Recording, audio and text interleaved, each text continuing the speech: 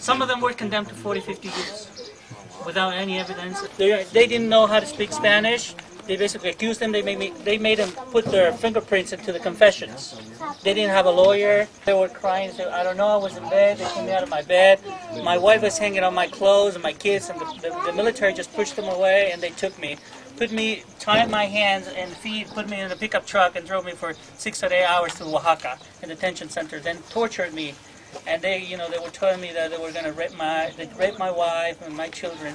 So I had to confess, so I did. So that's why they confessed.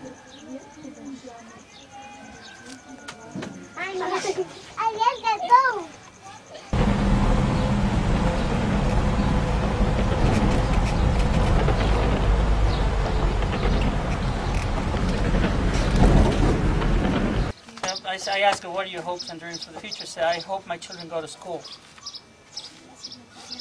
And that's what I want, that the kids study, and that they can have their own home in the future, their own house. This past month there were a whole bunch of kids from this village who left because the village authorities announced that there was a contractor who wanted laborers for work up in the United States. So they announced it on the village speaker, and then a bunch took off. That happens in San Javier too. We hear all the time that they're announcing for workers in the States, or sometimes in the farms in the northern part of the country, the broccoli and tomato farms, and stuff like that. And then a whole group will take off, not knowing what's going to happen to them or where they're going, or if they're going to get paid or how it's going to happen, but because there's nothing here, they take off looking for whatever they can find. Allá ¿dónde es? ¿Dónde se? En la frontera. Sí, él no se dio cuenta porque se fue con unos dos de mis nietos también, se fueron y uno de mis nietos se puso al tanto y se fue luego. We saw cases of poverty, marginalization, injustice that didn't have to be, and we thought that we could do something about that across geopolitical boundaries that otherwise separate us. And we wanted to bring peoples and communities together in an effort to ameliorate and better the situations in which we found ourselves, our friends, and our neighbors, particularly in the countries of Mexico, Bolivia, and Peru.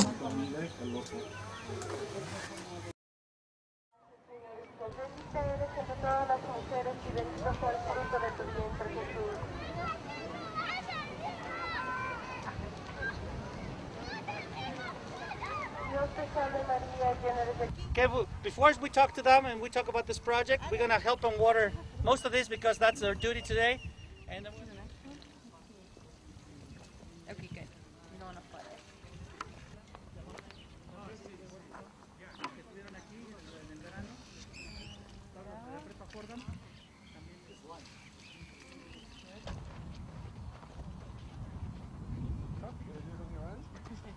in times of crisis, well, the first thing that comes to mind is no money to buy food, right? Well, how about if people get the right tools to produce their own foods? And with your contributions, we provide the startup, with like seeds, we provide all the materials needed to start up with this process with each family. And that's what we can provide to our program. And provide the volunteers a meaningful experience that actually will contribute to the well-being of the community. Taking advantage of the volunteer work that you bring in. Last year was 7,600 hours. What are we going to do with that? How efficiently are we in sustainability to that work that can contribute to the development of the communities? And this is, what Calpulli does and their educational programs, but now we're extending it to the families of the children. One of the families that right now, the students from Virginia Tech and Michigan State University help build these composting latrines. ¿Qué piensa de su baño y cómo le va a ayudar? ¿Qué piensa? ¿Cómo le va a afectar? ¿Cómo le va a... I asked her, how do you think this is going to benefit your family, having this bathroom? ¿Cómo me va a beneficiar? Sí, Primeramente por el agua, ¿no? First of all, because of water, because we have no water. Y por lo siguiente de la composta y bueno. And also, of course, because we're going to generate compost. Pensamos hacer ahí un pequeño huerto. We're going to start our own family garden and a little plot over here. Alguna hortaliza. To grow, different vegetables for garden for the family.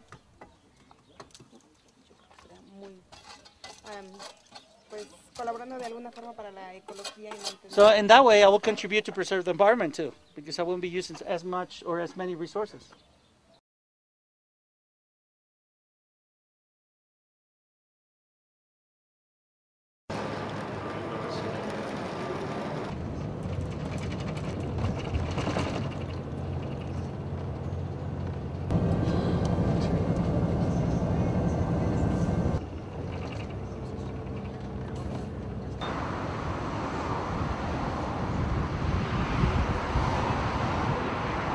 So then, this is a catalyzing moment for everything that who we are, really represents who we are as a team, as a project, and combining, with Fordham. So, I guess this is a great momentum for not only Community Links as an organization, but I think for the people.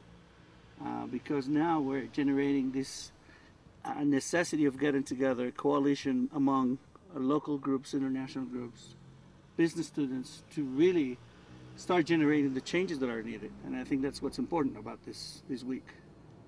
So, because I got so excited of the people that we invited to give the talks, Rafael Anderreche, Manuel Canto, Sedicam, they're true leaders of Mexico and the strong sense, leading, indigenous communities, citizens' participation, citizens' rights. This week is so important because no matter who we talk to, we're really giving voice to the voiceless. As Bishop Romero once said, we need to become voice for the voiceless. And I think this week, the voiceless are getting the voice. They're getting the mic. They get to stand in front of the camera and talk. And I think that's what's exciting.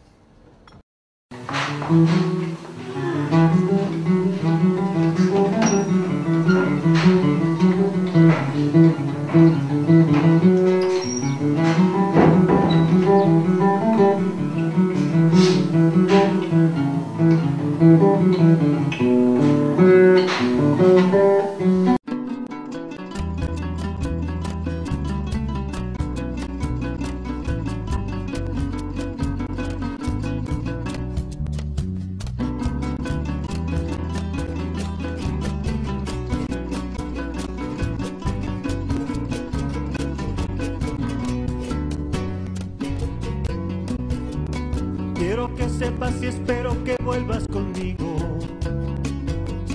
Quiero que sepas lo que es aprender a querer. Quiero que sepas que nadie ha estado en mi almohada. Y quiero que sepas lo que es entregarte, mujer.